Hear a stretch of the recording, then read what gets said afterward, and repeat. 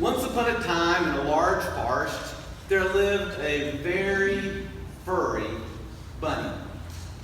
He had one lop ear, a bright black nose, and shiny bunny eyes. His name was Barrington. Now, Barrington wasn't a very handsome bunny. He was brown and speckled, and he had that one ear that fell, and he wasn't really something to look at. But Barrington could hop. And he was also, did I say it? Let me say it again. He was very furry.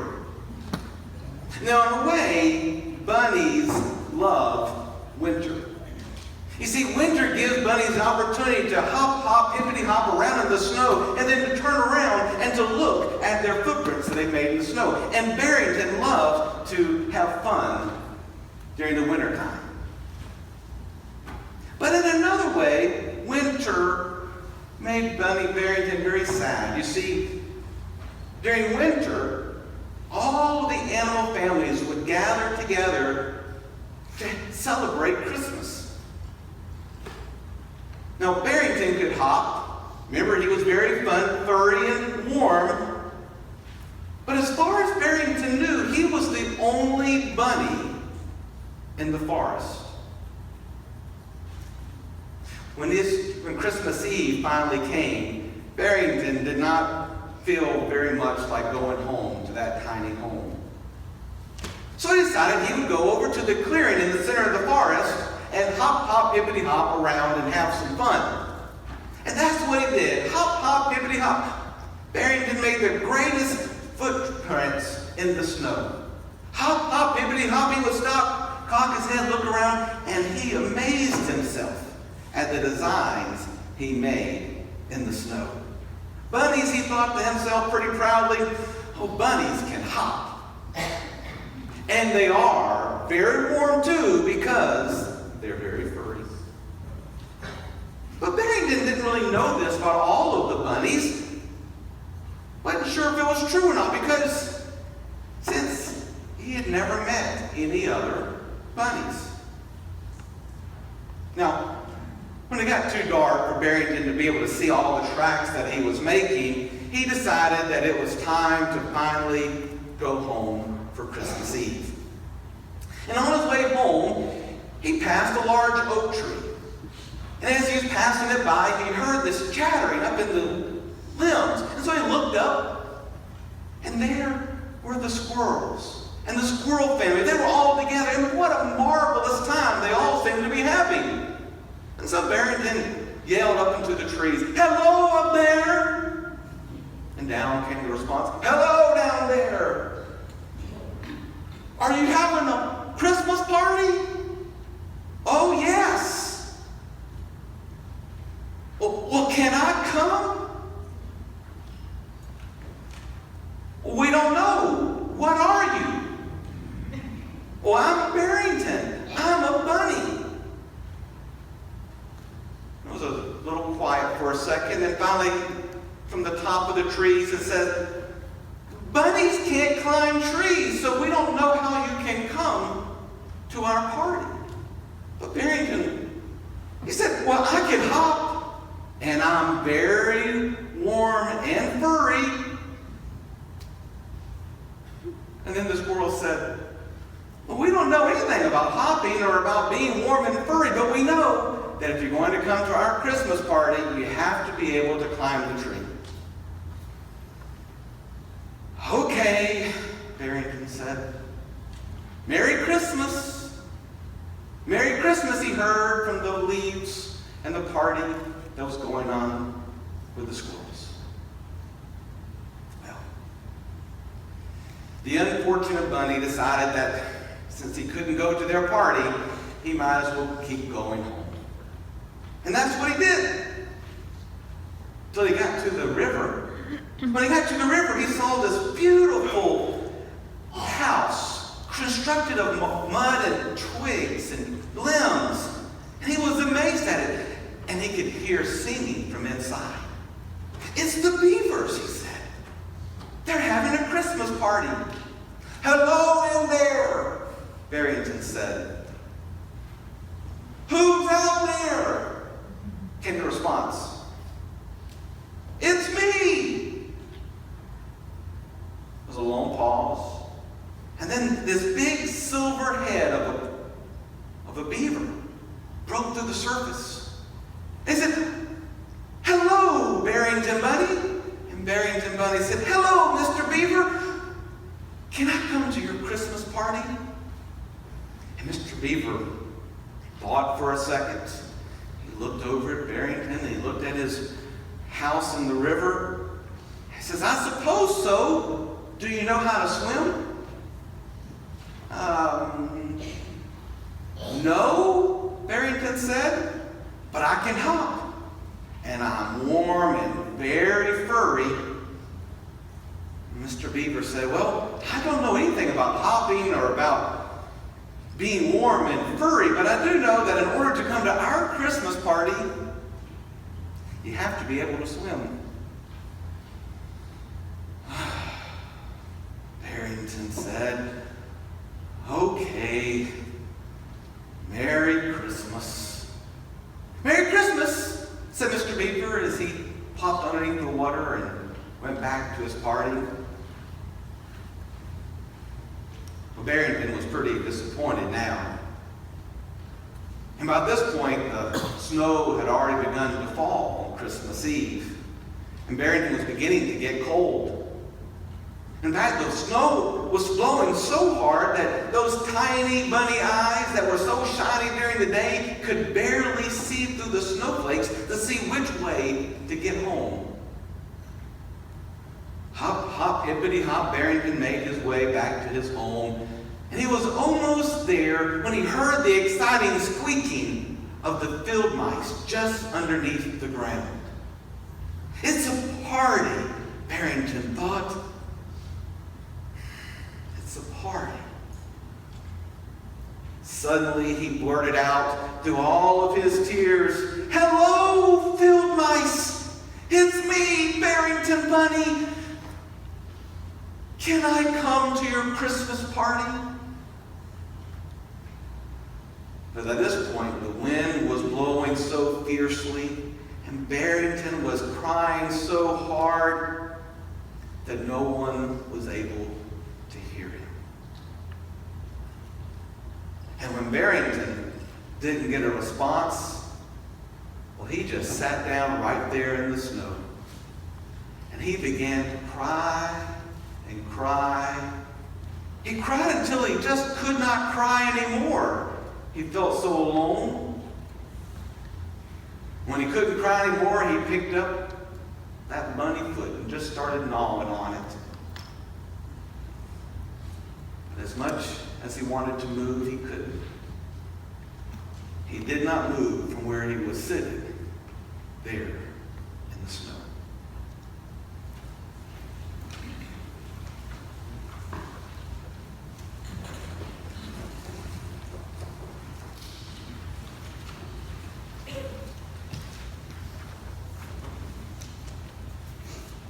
After Jesus was born in Bethlehem village, Judah territory, this was during Herod's kingship, a band of scholars arrived in Jerusalem from the east.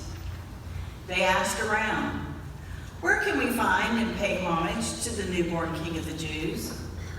We observed a star in the eastern sky that signaled his birth. We're on pilgrimage to worship him." Instructed by the king, the band of scholars set off for Bethlehem.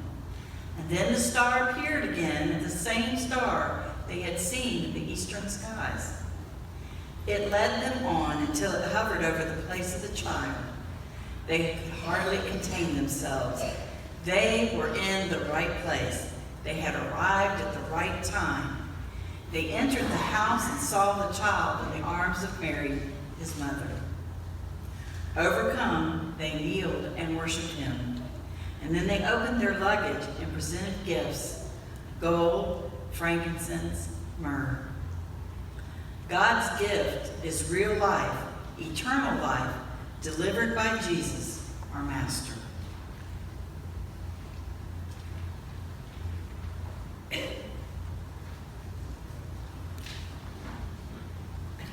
While Barrington was sitting there, sad and alone in the snow that Christmas Eve night, he suddenly realized that he was no longer alone. He looked up and strained those shiny black eyes to see who was there. And to his great surprise, standing just a few feet away with the snow coming down, was a great silver wolf. The wolf was large and strong, and his eyes flashed fire. He was the most beautiful and intimidating animal that Barrington had ever met. And for a long time, the silver wolf did not say a word. He just stood there and looked Barrington deep into the eyes. Then slowly, deliberately, with great compassion, the great silver wolf spoke.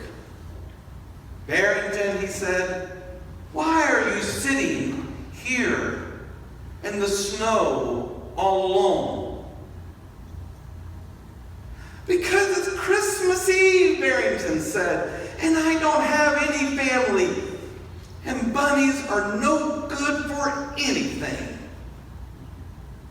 "Bunnies are too good," the wolf replied. "Bunnies can hop, and they are very warm and furry."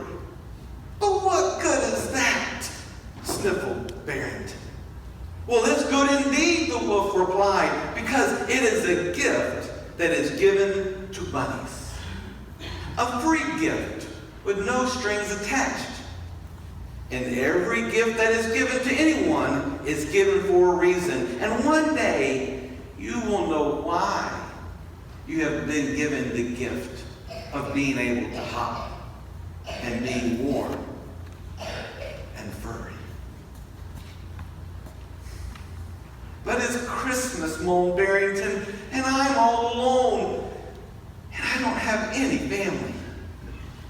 "Well, of course you have family," replied the wolf. "All of the animals in the forest are your family, Barrington." And then with those words, the wolf just disappeared. Barrington was staring through the snow at him, and then all of a sudden he blinked his eyes and the wolf was gone. And Barrington began to think about the words that were given to him that night. All of the animals are my family. It's good to be created as a bunny. Bunnies can hop, and bunnies are warm and very furry. And then he realized, that's a gift that has come to me, a free gift. And now Barrington was no longer feeling sad for himself. He began to think, and he came up with a plan. And he began to work. Hop, hop, hippity hop. He made his way back through the snow as it was continuing to fall harder and harder and deeper. And Barrington said to himself, "It's a good thing that I'm a bunny, because as deep as the snow is getting, I can still hop right through it." When he came to the river, he found a tree, he began to dig, and he found a stick. And he pulled the stick and he laid it at the door to the beaver's home. And he got a note out and he signed it. He said, "This great stick is a gift for you on Christmas. It's a free gift. No strings attached. Signed, a member of your family." With great excitement now, Barrington kept hopping. Hop, hop, hippity hop. He made his way through the woods. This time he made his way to that great big oak tree.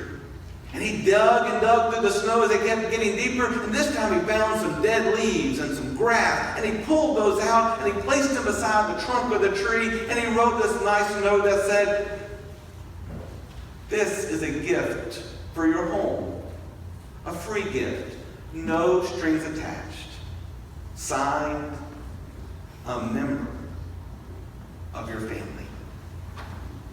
By the time that Barrington had finished giving all of his gifts, The snow was falling harder and the wind was blowing more, and he knew that the blizzard was finally hitting. And as cold and as wet as it was only going to get worse as the night went on.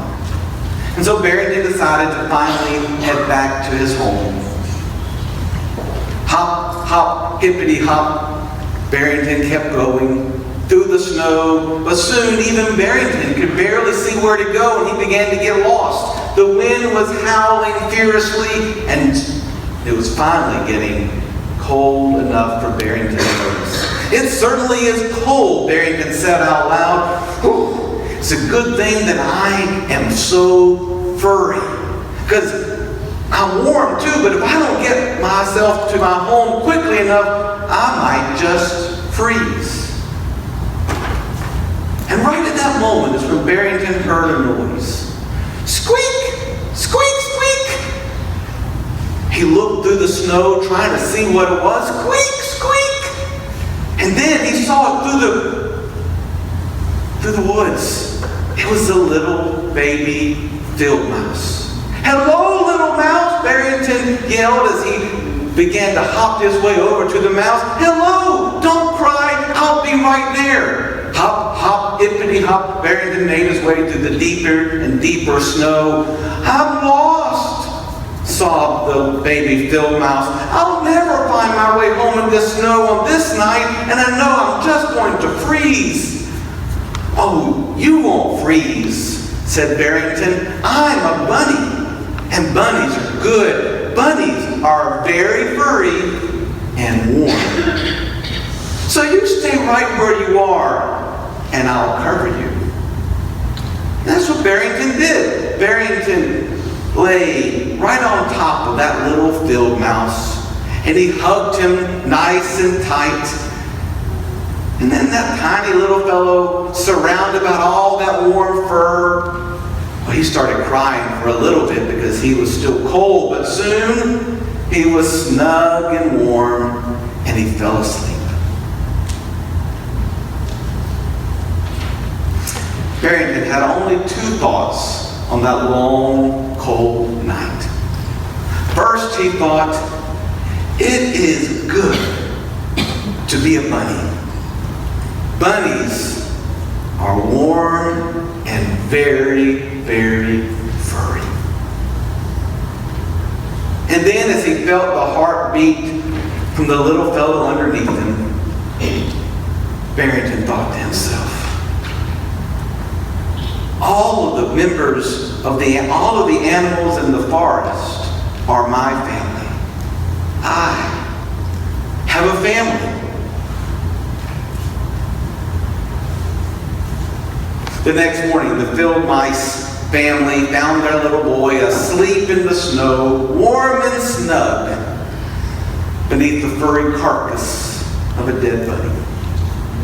Their relief and excitement was so great that they never even asked, slowed down enough to even wonder where had that bunny come from that saved their little boy's life.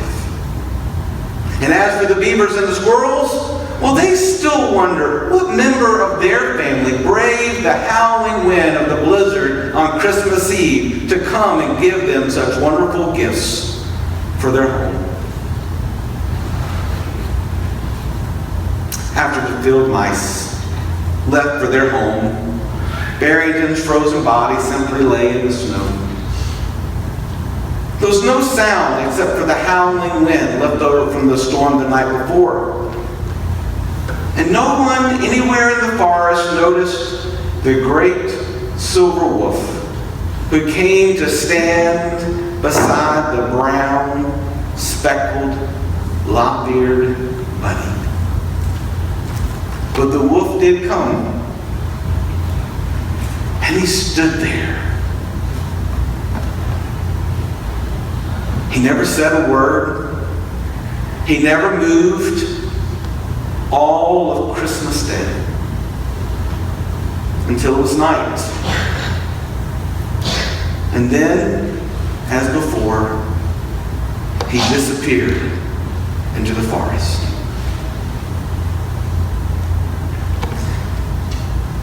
During the fall, we read through the book of Ephesians.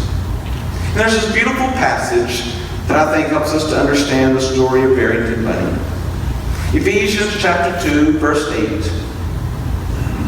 For by grace you have been saved through faith. And this is not of your own doing. It is a gift of God. It is a free gift. A gift with no strings attached. It is a gift given to all of us. And it begins on Christmas. Thanks be to God.